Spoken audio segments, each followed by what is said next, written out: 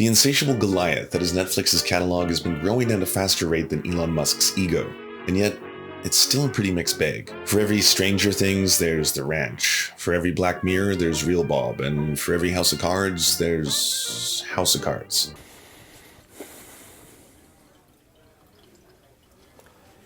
I know what you want. Their animation foray is equally as mixed. I haven't watched any of their children's cartoons, so I can't speak on their behalf, but their first major adult cartoon, BoJack Horseman, is a strong addition to their catalog. The first season was the weakest, but it gradually grew from a surprisingly nuanced look at celebrity culture and society's obsession with it to a dark exploration of depression and substance abuse. That doesn't sound so bad. Oh, I forgot to mention, you were naked for a lot of that. Stamos!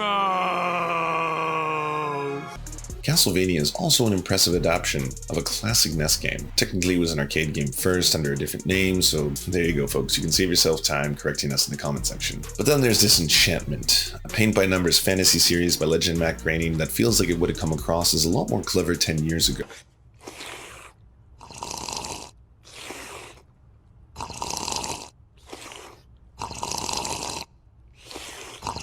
Bill Burr's even more vanilla F is for Family, which most likely pleases his fans, but frankly could have been a live-action sitcom with swears censored, and you wouldn't have noticed much of a difference. The less said about Paradise PD, the better.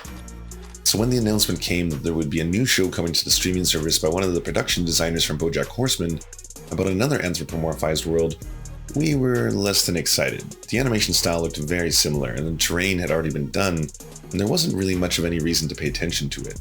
Then on a rainy Sunday, I put the first episode on in the background while cleaning, and very quickly stopped what I was doing to give it my full attention, and subsequently my apartment stayed in its Jordan Peterson final form.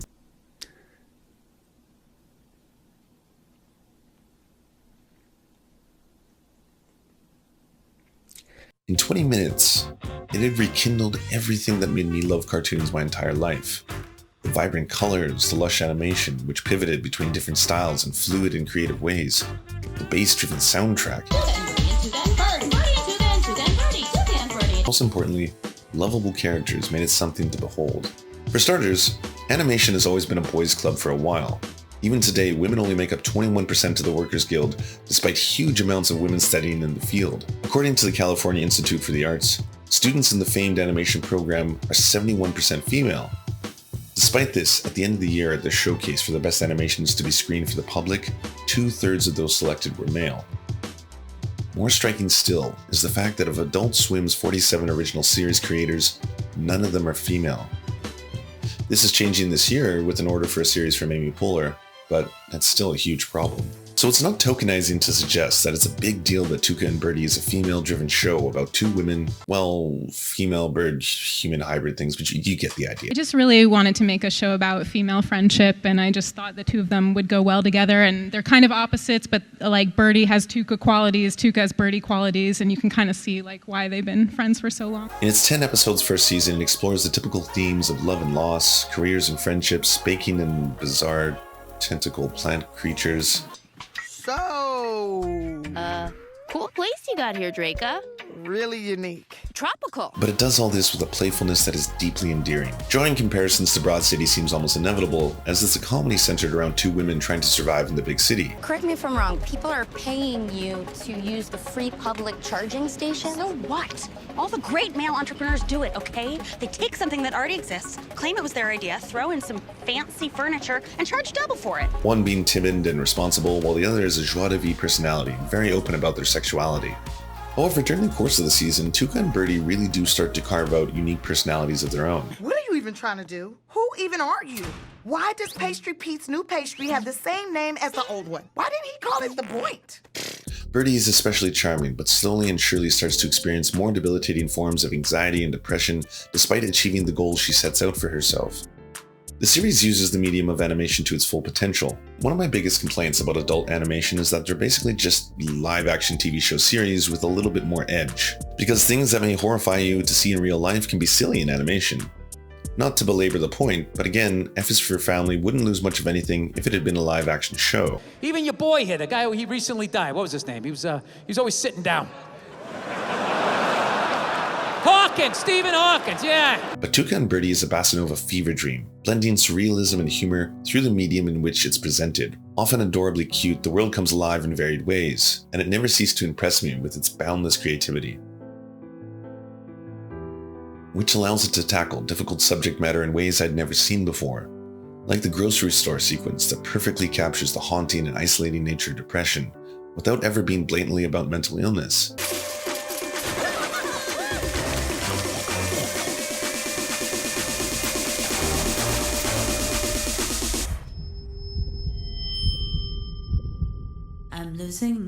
For example, Birdie begins to experience various forms of anxiety and depression through the course of the first season. Tasks she once found mundane and simple suddenly become nightmarish. Again, this isn't played up for laughs, but rather executed in a way that will resound with people who have never experienced it for themselves. I'd rather be dead than be here losing my shit. Humor is also a perfect blend of delightful silliness and poignant social critique. This brings us to the most striking part about the series. The entire second episode of the first season focuses on Birdie fighting her way up the corporate ladder to achieve her dreams. That's the alarm that sounds when no women have spoken out loud for 3 minutes.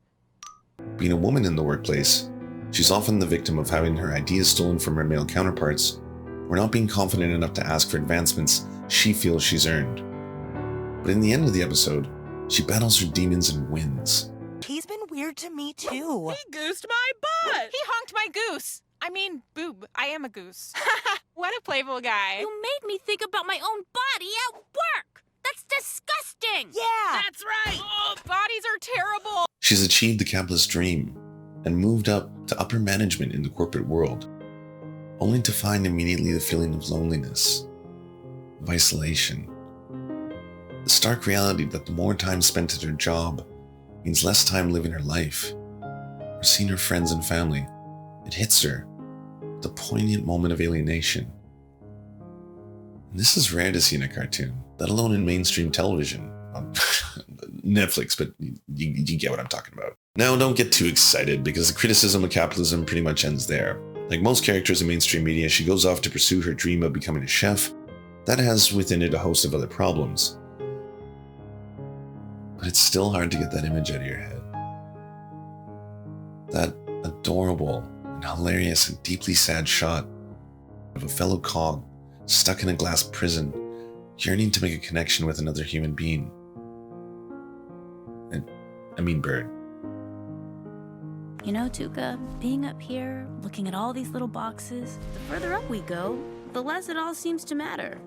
But when we zoom back in again, close enough to see the details, I care so much. If you liked what you saw, everybody, please consider subscribing to our Patreon. Not only does it help us pay rent and eat, which is, nice, we've also started uploading about half of our content to Patreon, just because we want to give, a lot of our stuff to people who can directly support our work. And if you enjoy watching live shows, because everyone enjoys that, if it's your thing, we're also on Twitch about 5 days a week. You can check that out at twitch.tv/theserfstv. Did you enjoy what you just watched and now crave more Nectar of the Damned? Did you know that if you're watching on YouTube, you're only getting half the surfy experience? We upload all of our content commercial and censorship free to our Patreon.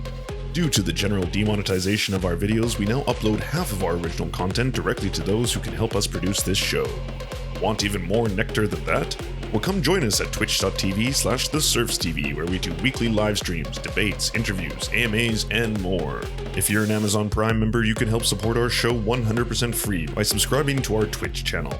So come join us, be merry, and know that your support is helping us do great things, like pay rent and eat. Conclusions can be so deceiving. Miss me?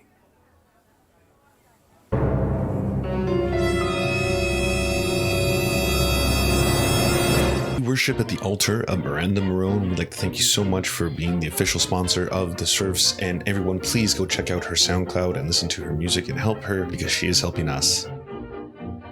We would like to thank our Lord Ricky Pilgrim. You are the pillar of our entire organization. We'd also like to thank our knights, Josh Mickelson, Schizosaurus, Dr. Zayas, Dylan Burt, Andrea Lynn Epperly, Daniel Kahn, Angela, Jed Lewis, Terry, Todd Buckingham, Beck Hewitt, Todd Lajeunesse, Clement Chutzkoff, Cooper Pilot, Fairtan, Josh Mickelson, and Paul Parfait.